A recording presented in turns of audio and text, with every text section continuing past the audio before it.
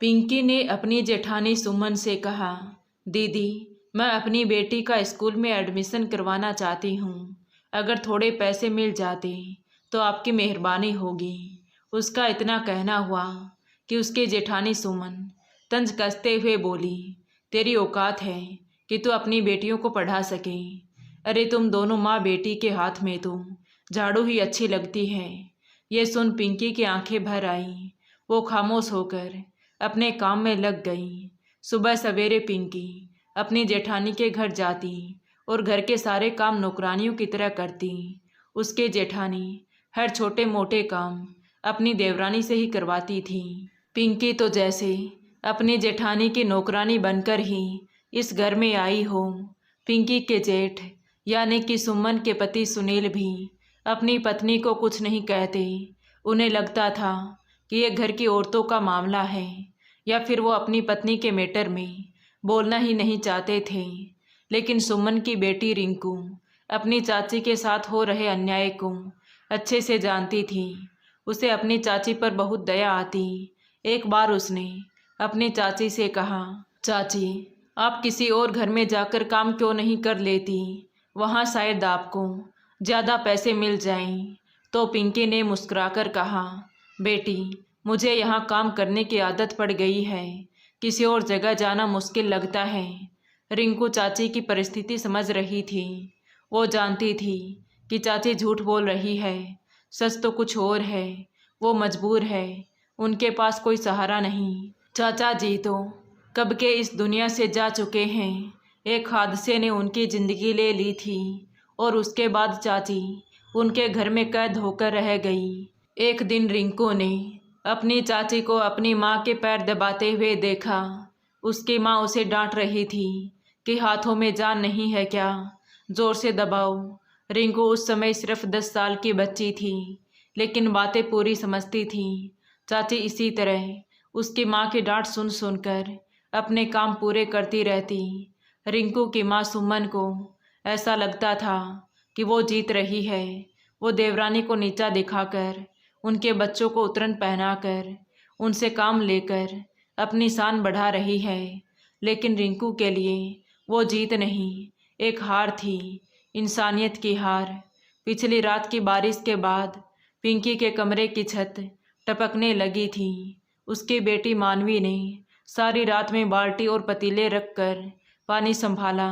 सुबह होते ही सुमन ने जब खिड़की से झांक कर देखा तो उन्हें उन पर थोड़ी भी दया नहीं आई, बल्कि वो उनकी परेशानी पर हंसने लगी। अपनी माँ को हंसते हुए देखकर रिंकू को समझ नहीं आया कि वो उनकी इस हालत पर हंस कैसे सकती है। उसकी चाची उस दिन भी समय से काम पर आई। उनके कपड़े बारिश में भीग चुके थे। उसने दरवाज़ा खटखटाया तो सुमन ने दरवाज़ा खोलकर कहा, इस हालत में क्यों आई हो? घर की सफाई करोगी या सबको बीमार करोगी? ये सुन पिंकी ने धीरे से जवाब दिया, दीदी मैं सफाई जल्दी से ख़त्म करके मेरी बेटी मानवी को डॉक्टर के पास लेकर जाऊंगी। रात भर बुखार से तप रही थी वो।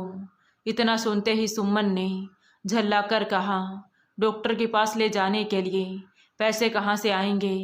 तुझे क्या लगता है कि यहाँ नौकरी करके दौलत समेट रही है? ये सुनकर पिंकी खामोश हो गई, जैसे उनके पास कहने को अब कुछ बचा ही नहीं था। लेकिन फिर भी उसने हिम्मत करके कहा, दीदी थोड़े से पैसे दे दो, मैं अपनी बेटी का इलाज करवा लूँगी। 2-3 दिन बाद आपके पैसे वापस कर दूँगी। प्लीज़ दीदी, मेरी बेटी की जान का सवाल है।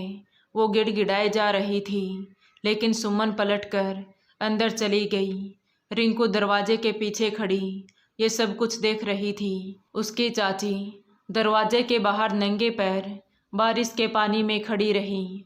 कुछ देर बाद उसकी माँ सुमन ने 100 का नोट उनकी तरफ फेंकते हुए कहा, ये लो, इन पैसों को मुझे वापस कर देना, वरना कल से यहाँ काम पर मत आना। भिखारी कहीं की रोज़ मांगने आ जाती है। बड़बड़ाते हुए वो अंदर चली गई। तभी रिंकू भागकर अंदर गई और अपनी माँ से बोली, माँ चाची सिर्फ हमारे घर में ही काम क्यों करती है? वो किसी और के घर में भी जाकर तो काम कर सकती है ना, जहाँ उन्हें ज़्यादा पैसे मिल सकें। यह सुनकर सुमन ने घूर कर रिंकू की ओर देखा और कहने लगी, तुम्हें उस मनहूस की इतनी फिक्र क्यों हो रही है? यहाँ तो उसे खाने को मिलता है, सर पर छत है और पुराने कपड़े भी उसे दिए जाते हैं। दूसरी जगह जाकर उसे इतना सब कुछ नहीं मिलेगा जितना हम देते हैं। ये सुनकर रिंकू चुप हो गई, लेकिन दिल में सवाल अभी भी बाकी था। अगर वो किसी और घर में काम करेगी तो शायद अपनी बेटी को समय पर दवाई दिला पाएगी, उसको पढ़ने के लिए किताबें मिल जाएंगी और चाची को बारिश में भीगकर यहाँ काम करने भी नहीं आना पड़ेगा। अगले दिन दोपहर में पिंकी की बेटी मानवी उनके घर में काम कर रही थी। उस समय रिंकू आंगन में बैठकर किताबें पढ़ रही थी। मानवी की नज़र बार बार रिंकू की किताबों पर जा रही थी, तो रिंकू ने एक कॉपी उसकी तरफ बढ़ाते हुए कहा, चाहे तो तुम पढ़ सकती हो। तो उसने कहा, दीदी मैं भी पढ़ना चाहती हूँ, क्या तुम मुझे पढ़ाओगी? तो रिंकू कुछ कहती उससे पहले ही सुमन ने तेज आवाज़ में कहा, रिंकू अपना काम करो, इससे ज़्यादा हमदर्दी दिखाने की कोई ज़रूरत नहीं है। चलो जाओ अपने कमरे में जाकर पढ़ाई करो। इन दोनों माँ बेटियों से दूरी बनाए रखो। तो रिंकू कुछ नहीं बोली और खामोशी से अंदर चली गई, लेकिन उसे ये समझ नहीं आ रहा था कि यह दूरी किस बात की थी। चाची तो हर रोज़ उनके घर साफ सफाई करती थी, सारे काम करती थी, लेकिन फिर भी उसकी माँ इतनी बेरहम क्यों है, इस बात से अनजान थी वो। एक दिन मौका देखकर उसने अपने पिताजी से कहा, पिताजी चाची हमारे घर का बहुत काम करती है, लेकिन फिर भी माँ उसे पूरे दिन तंज कसती रहती है, आप माँ से कुछ कहते क्यों नहीं? तो सुनील ने कहा, बेटा घर के मामले औरतें ही संभालती हैं, हमें दखल अंदाजी नहीं करनी चाहिए। पिता की बात सुनकर प्राची ने कुछ नहीं कहा, लेकिन वो जानती थी कि उसकी चाची सिर्फ अपनी बेटी के लिए ये सब कुछ सह रही है। दिन ऐसे ही बीतते रहे। एक दिन रिंकू के भाई सुमित का फ़ोन आया, उसकी गवर्नमेंट जॉब लग गई थी। ये खुशखबरी सुनकर तो रिंकू की माँ सुमन के पैर धरती पर नहीं टिक रहे थे। उन्होंने अपने पति सुनील से कहा, सुनिए जी, वो मैं कह रही थी कि हमारे बेटे की नौकरी लग गई है, वो अब कमाने लग गया है, तो हमें इस खुशी में एक पार्टी रखनी चाहिए जिसमें हम अपने सारे दोस्त और रिश्तेदारों को बुलाएंगे। ऐसा मौका बार बार नहीं आता। तो सुनील कहने लगा, जैसा तुम ठीक समझो। पार्टी के इनविटेशन की शुरुआत हो गई। सुमन ने बाजार की तरफ जाते हुए अपनी बेटी रिंकू से कहा, रिंकू अपनी चाची से कह देना घर की बहुत अच्छे से साफ सफाई कर ले, कोई भी कमी बाकी नहीं रहनी चाहिए, कहीं पर भी गंदगी नहीं दिखनी चाहिए। तो रिंकू के बोलने से पहले ही उसकी चाची काम में लग गई। उसने देखा कि वो सुबह से शाम तक घर के कोने कोने को साफ करने में बिजी थी। उनकी बेटी मानवी भी उनके साथ घर के कामों में हाथ बटा रही थी। सुमन ने दोपहर को बाजार से आने के बाद अपनी शॉपिंग किए हुए सारे कपड़े दिखाए, जिसमें वो बहुत महंगी महंगी साड़ियाँ लेकर आई थी। रिंकू कुछ देर तक अपनी माँ की खुशी देखती रही, फिर उसकी नज़र आंगन में एक कोने में खड़ी अपनी चाची पर गई। उनके कपड़े बहुत पुराने और फटे हुए थे, उनके हाथ में झाड़ू थी और चेहरा उदास। ये देखकर रिंकू ने अपनी माँ से कहा, माँ आपके अगर कोई पुरानी साड़ी हो तो उसे निकाल दीजिए, चाची के कपड़े भी बहुत पुराने और फटे हुए हैं, कल पार्टी में वो भी कुछ अच्छा सा पहन लेगी। उनकी हालत देखिए, कम से कम कल वो आपकी दी हुई साड़ी को पहनेगी तो उन्हें भी खुशी नसीब होगी। बेटी के मुंह से इतना सुना कि सुमन भड़क उठी। क्या कहा तुमने? इस पिंकी को मैं अपने कपड़े दूं? तुम पर हमदर्दी का ज़्यादा ही भूत सवार नहीं हो गया है? तुम्हारी हमदर्दियाँ तो इन दोनों माँ बेटियों के लिए कुछ ज़्यादा ही बढ़ती जा रही हैं। किसी भीख मांगने वाली औरत को दे दूंगी, लेकिन तुम्हारी इस चाची को कुछ नहीं दूंगी। इस औरत की मौजूदगी ही मुझे इस घर में बर्दाश्त नहीं होती है। खबरदार जो अगर तुमने इस बात को दोबारा कभी दोहराया तो। माँ की बात सुनकर रिंकू खामोश हो गई। उसे बुरा तो बहुत लगा, लेकिन वो माँ के आगे कहाँ कुछ बोल सकती थी। रिंकू की चाची बहुत अच्छा खाना बनाती थी, इसलिए अगले दिन प्रोग्राम के लिए भी उसकी माँ ने उसकी चाची के हाथ में खाने की लिस्ट पकड़ा दी, जिसमें बहुत सारी वैरायटी का खाना बनाना था। पिंकी खाना बनाने की तैयारी में लगी हुई थी। उसने अपनी बेटी मानवी को भी सब्जी काटने में लगा दिया और बोली, 1 मिनट के लिए भी आराम करने के लिए मत बैठ जाना बेटी, मेहमान आ रहे हैं, कोई शिकायत का मौका नहीं आना चाहिए। चाची के मुंह से ये सुनकर रिंकू हैरानी से अपनी चाची की तरफ देखने लगी कि उसकी माँ का दिल जीतने के लिए वो क्या कुछ नहीं कर रही है। और दूसरी तरफ उसकी माँ थी जो कभी भी उन पर तरस नहीं खाती थी।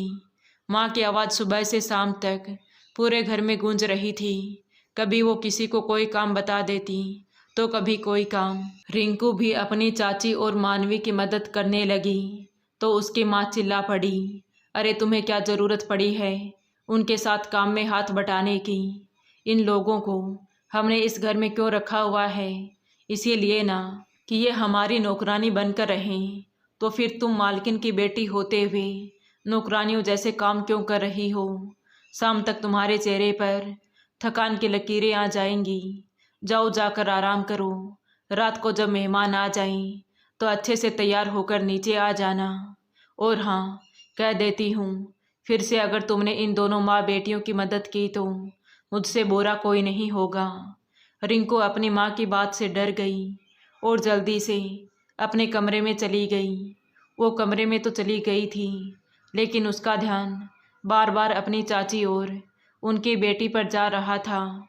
थोड़ी देर बाद मानवी उसके कमरे में उसके लिए जूस लेकर आई और कहने लगी, दीदी क्या आज हम भी आपके साथ बैठकर खाना खा सकते हैं? तो रिंकू ने कहा, मैं इस बात से स्या तो नहीं हूँ, लेकिन उम्मीद करती हूँ कि तुम लोग भी हमारे साथ बैठकर पेट भर के खाना खाओ। मैं कोशिश करूँगी माँ को मनाने की। उसकी बात सुनकर मानवी के चेहरे पर मुस्कान आ गई।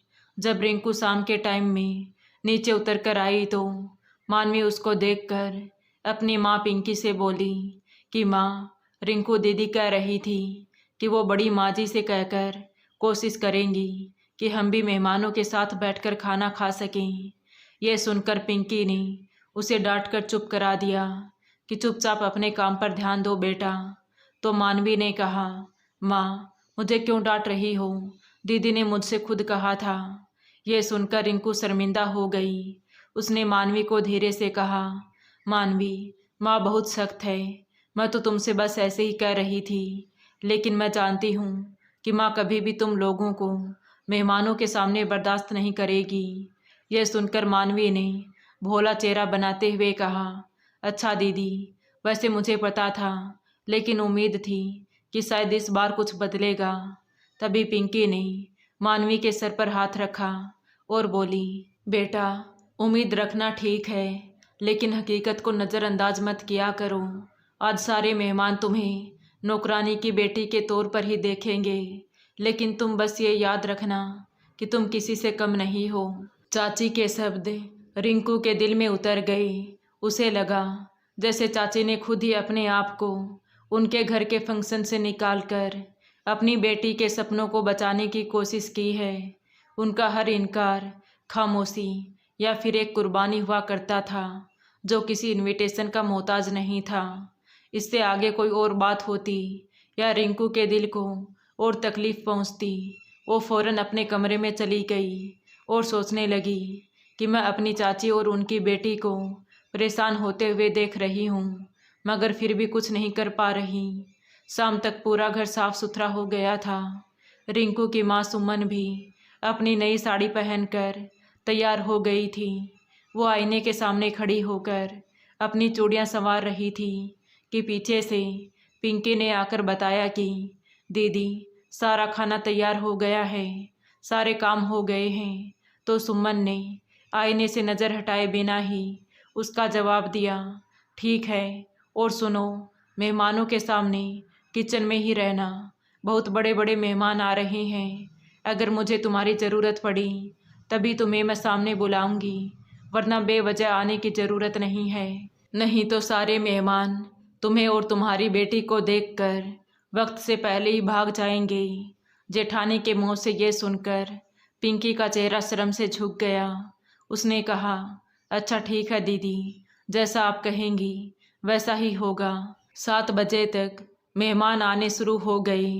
बेचारी पिंकी ने इतने मेहमानों का खाना अकेले बनाया था। उनका शरीर थककर चूर हो गया था। उनको देखकर ही लग रहा था कि वो बहुत थकी हुई है। मानवी का भी कुछ ऐसा ही हाल था। सुमन सारे मेहमानों से खुशी खुशी मिल रही थी और सबका ध्यान अपनी तरफ खींच रही थी। सब कुछ उनकी मर्जी के मुताबिक हो रहा था। वो सारे मेहमानों से बातचीत करने में बिजी थी, लेकिन उनकी बेटी रिंकू की नज़रें अपनी चाची को तलाश कर रही थी, जो किचन में छुपकर खाना गर्म कर रही थी। उनके कपड़े भी सुबह से काम में लगे होने की वजह से बहुत ज़्यादा गंदे हो गए थे। उनके माथे पर पसीने की लकीरें साफ झलक रही थी। उन्होंने मानवी को बुलाया, बेटा जल्दी जल्दी खाना डिश में रखो, थोड़ी ही देर में हमें खाना सर्व करना होगा, देर नहीं होनी चाहिए। तभी मानवी ने कहा, माँ आज हम बहुत थक गए हैं, अब तो शरीर में हिलने डुलने की जान भी नहीं बची है। मुझे तो थकान की वजह से भूख भी नहीं है। मैं तो कहती हूँ कि हम घर चलते हैं। ये सुनकर पिंकी कहने लगी, नहीं बेटा, ये तुम कैसी बातें कर रही हो? अभी तो हमने मेहमानों को खाना भी नहीं खिलाया है। हम यहाँ से ऐसे कैसे जा सकते हैं? हिम्मत करो बेटा और काम करो, शायद हमारे नसीब में यही लिखा था। माँ की बात सुनकर मानवी कहने लगी, माँ बड़ी माँ चाहती तो आज घर के कामकाज के लिए और भी नौकर बुला सकती थी, लेकिन उन्हें तो हमें ही तंग करना है। पता नहीं वो हमसे कौन सा बदला निकाल रही है। बेटी की बात सुनकर पिंकी की आंखें भर आई।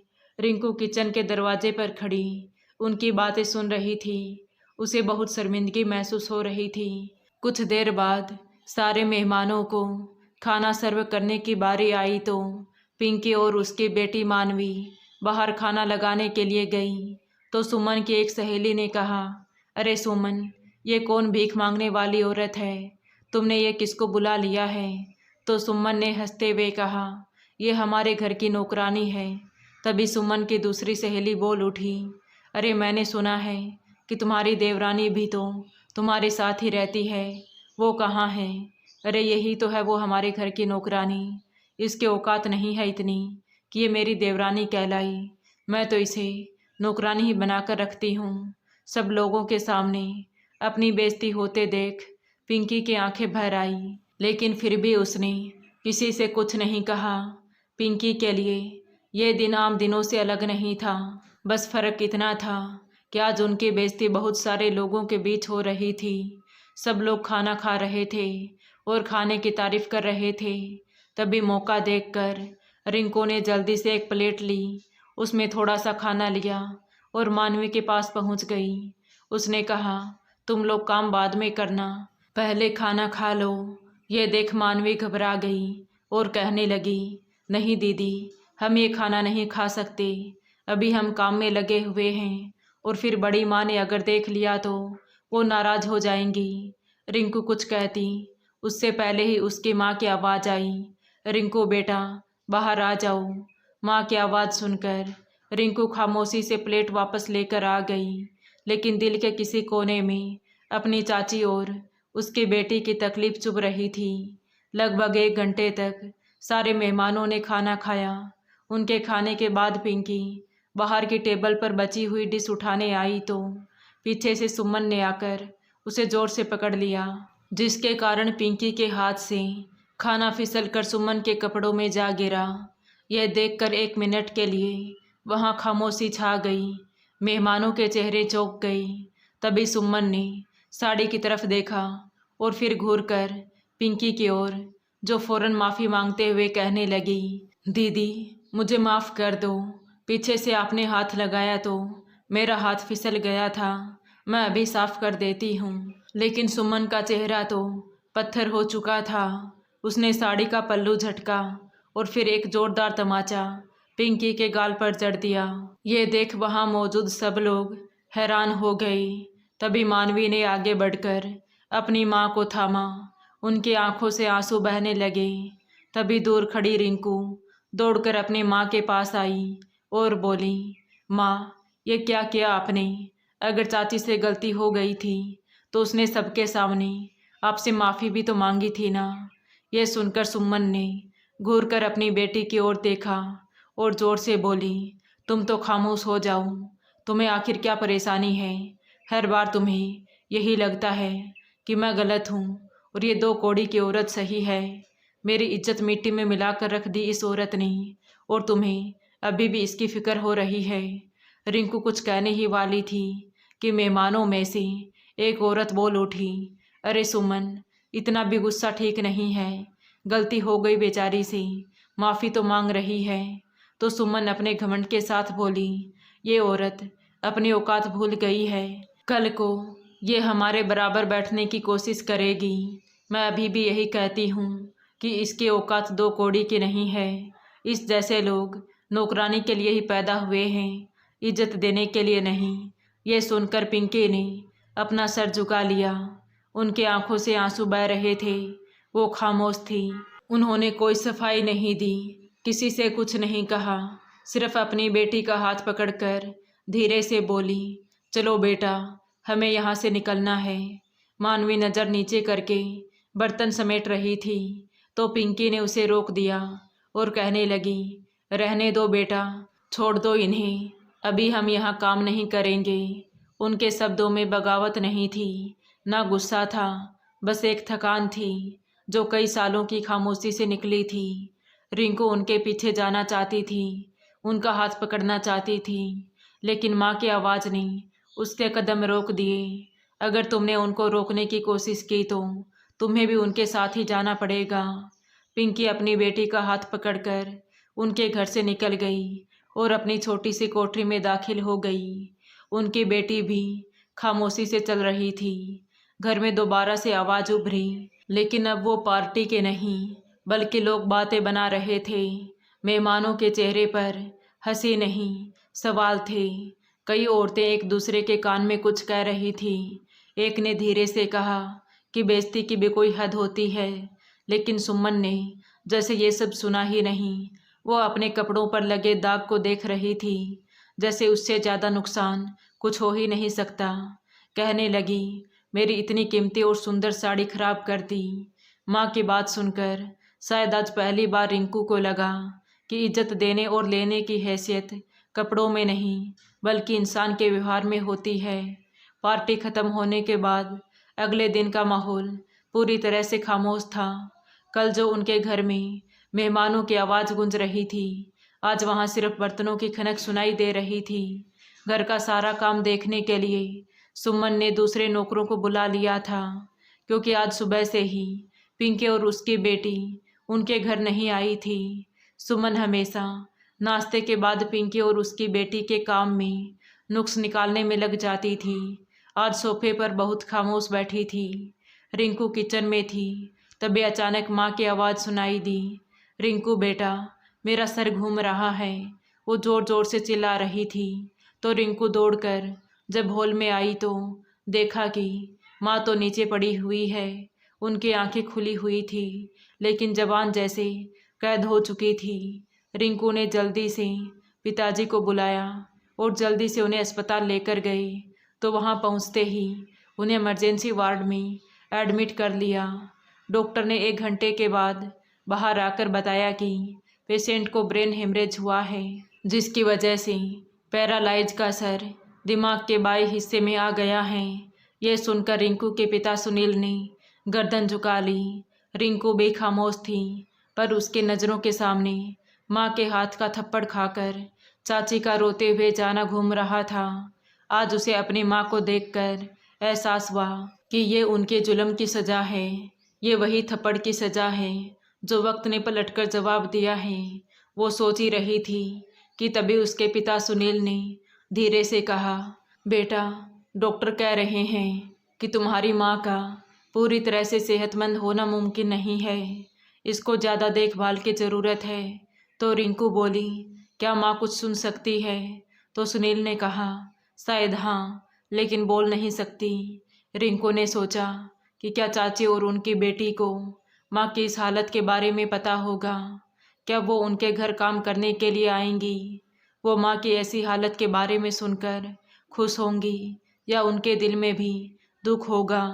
शाम को जब रिंकू अस्पताल से घर वापस आई तो घर की हालत बहुत ख़राब हो रही थी। उसकी माँ ने जिस नौकरानी को घर में काम करने के लिए बुलाया था वो थोड़ा बहुत काम करके अपने घर जा चुकी थी। घर की हालत चाची के न आने से बहुत ख़राब हो गई थी। उनकी बेटी मानवी की मौजूदगी भी घर में आदत सी हो गई थी। सुनील ने रिंकू से कहा, बेटा अब तुम्हें ही घर संभालना पड़ेगा, तुम्हारी माँ की जिम्मेदारी अब तुम्हारी जिम्मेदारी है। रिंकू खामोशी से अंदर चली गई। अगले दिन उसने मानवी को देखा, वो उनके घर के दरवाजे पर झांक रही थी। तभी उसने दरवाज़ा खोला और बोली, मानवी चाची कैसी है? तो मानवी ने धीरे से सिर हिलाया, ठीक है दीदी, मगर हमने सुना है कि बड़ी माँ जी अस्पताल में भर्ती है। हाँ छोटी, तुमने सही सुना, लेकिन क्या चाची अस्पताल आ सकती है? शायद माँ की तबीयत कुछ बेहतर हो जाए। हाँ दीदी, बिल्कुल आ जाएगी। मेरी माँ किसी से नफ़रत नहीं करती, लेकिन उनके दिल में बहुत कुछ दबा हुआ है, मानवी ने कहा तो रिंकू खामोश हो गई। ये उसकी वही चाची थी जिनको बार बार उसकी माँ ने नीचा दिखाया था, फिर भी आज वो उनके लिए प्रार्थना कर रही थी। शाम को रिंकू अस्पताल गई तो उसकी माँ वैसे ही बेहोश पड़ी थी। उसने माँ को देखकर सोचा, ये वही औरत है जो दूसरों को अपनी उंगली के इशारों पर नचाती थी। आज उनकी उंगली खुद हरकत नहीं कर पा रही है। रात को जब वो अस्पताल से वापस घर आई तो आज पहली बार उसने अपनी चाची की कोठरी जैसे घर पर दस्तक दी। आज उसने फैसला कर लिया था कि वो चाची के पास जाएगी, और इतने दिन से उसके दिल में एक सवाल बेकरार था कि आखिर माँ को चाची से इतनी नफरत क्यों थी। आज वो उसका पता लगा कर ही रहेगी। उसने चाची के दरवाजे पर जाकर दस्तक दी तो मानवी ने दरवाज़ा खोला। अंदर दाखिल होते ही रिंकू चाची के सामने हाथ जोड़ते हुए बोली, चाची अपनी माँ की तरफ से मैं आपसे माफ़ी मांगती हूँ। तो चाची ने उसके हाथ पकड़ लिए और बोली, बेटा तुम क्यों माफ़ी मांगती हो, तुम्हारा क्या कसूर है? तो रिंकू कहने लगी, मेरी परवरिश मेरी माँ के हाथों हुई है चाची। आप पर होते जुल्म को मैं कभी रोक नहीं पाई, बस महसूस किया। लेकिन चाची आज मैं आपसे जानना चाहती हूँ कि मेरी माँ आपसे इतनी नफ़रत क्यों करती थी। तो चाची ने कहा कि कोई बहुत बड़ी वजह नहीं थी बेटा, बस तुम्हारे चाचा ने अपनी पसंद से मुझसे शादी कर ली थी। तुम्हारी दादी को इस बात से कोई एतराज़ नहीं था, लेकिन तुम्हारी माँ मुझसे नाराज़ थी। तुम्हारी माँ के अरमान कुछ और थे। वो अपने देवर यानी कि तुम्हारे चाचा जी के साथ अपनी छोटी बहन की शादी करवाना चाहती थी। जब उन्हें पता चला कि हम शादी कर चुके हैं तो बस तब से ही उनके दिल में मेरे लिए नफ़रत जाग गई। शादी के कुछ साल तो बहुत अच्छे से गुजरे। तुम्हारे चाचा जी बहुत अच्छे इंसान थे, मुझसे बहुत प्यार करते थे।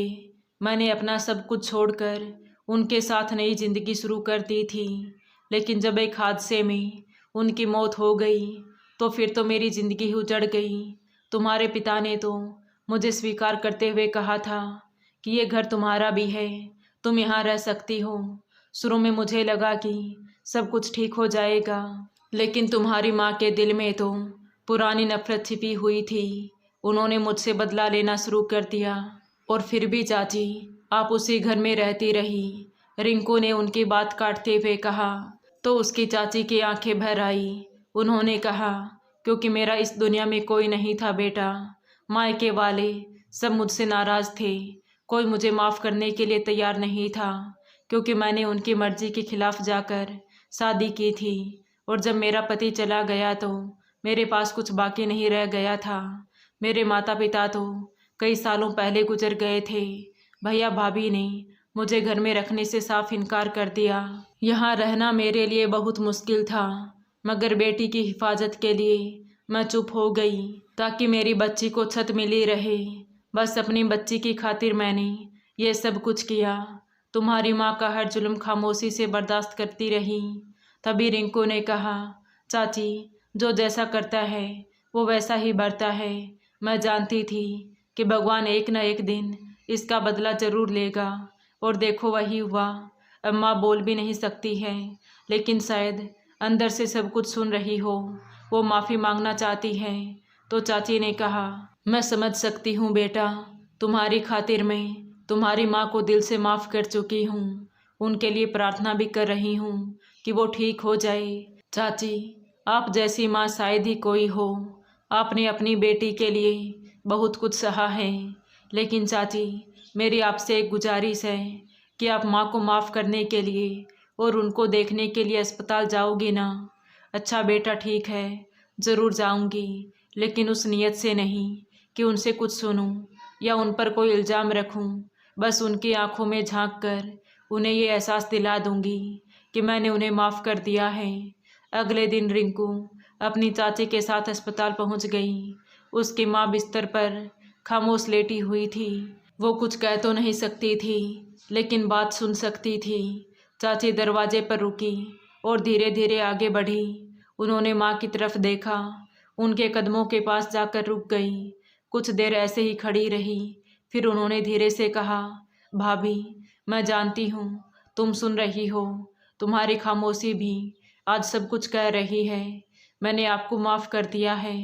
वो सारी बातें, वो सारे ताने जो आपने हमेशा मुझे दिए थे, जो आप कहना चाहती हो, वो मैं सुन चुकी हूँ। आपकी माफ़ी मैंने कबूल कर ली है। ये सुन अचानक रिंकू की माँ सुमन की आंखों से आंसू टपकने लगे। उनकी आंखों से गिरते आंसू इस बात का सबूत दे रहे थे कि वो सुन रही थी। अब उनके कमरे में एक सुकून था। चाची भी अपने घर वापस आ गई।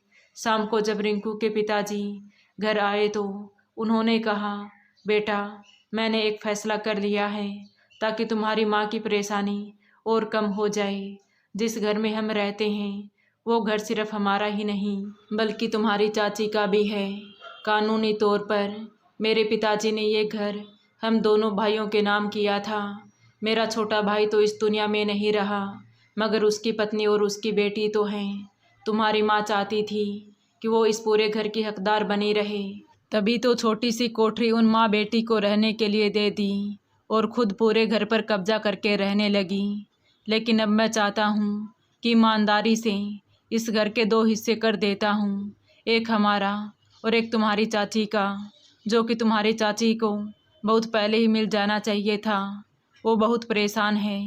तुम्हारी माँ चालाकी दिखाना चाहती थी, पूरे घर पर अपना ही कब्जा करना चाहती थी, तभी तो उसने अपनी देवरानी को हमेशा अपने जूते की नोक पर रखा। लेकिन अब ऐसा नहीं होगा। मैं चाहता हूँ कि हम पर और परेशानियों का पहाड़ ना टूटे, तुम्हारी माँ को और तकलीफ़ ना सहनी पड़े। इसीलिए कल वकील को बुलाकर मैं घर का आधा हिस्सा तुम्हारी चाची के हवाले कर दूंगा। अपने पिता के मुँह से यह सुनकर रिंकू भी आज खुशी से फूली नहीं समा रही थी। अगले दिन रिंकू के पिता ने उसकी चाची को बुलाकर कहा कि अब इस घर के आधे हिस्से में तुम्हारा और तुम्हारी बेटी का हक होगा। यह सुनकर पिंकी के आंखों में आंसू आ गए। तभी पास खड़ी मानवी ने कहा, माँ, अब क्या हम भी इसी घर में रहेंगे? तो पिंकी ने आंसू पोंछते हुए हाँ में सिर हिला दिया। अब वो दोनों माँ बेटी अपने ही घर में नौकरानी बनकर नहीं बल्कि एक परिवार का सदस्य बनकर रहने लगी थी। धीरे धीरे रिंकू की माँ सुमन की तबीयत में सुधार तो होने लगा था, लेकिन अब वो बिस्तर से कभी नहीं उठ सकती थी, क्योंकि जुल्म करने वाले शायद दुनिया से तो बच सकते हैं, लेकिन ईश्वर के न्याय से नहीं। इसीलिए आज सुमन भी बिस्तर पर लेटी अपने किए की सज़ा भुगत रही थी। तो दोस्तों, आपको ये कहानी कैसी लगी कमेंट करके ज़रूर बताएं। कहानी अच्छी लगी हो तो प्लीज़ वीडियो को लाइक करें, शेयर करें और हमारे चैनल कहानी विद देवांशी को सब्सक्राइब ज़रूर करें। Thank you.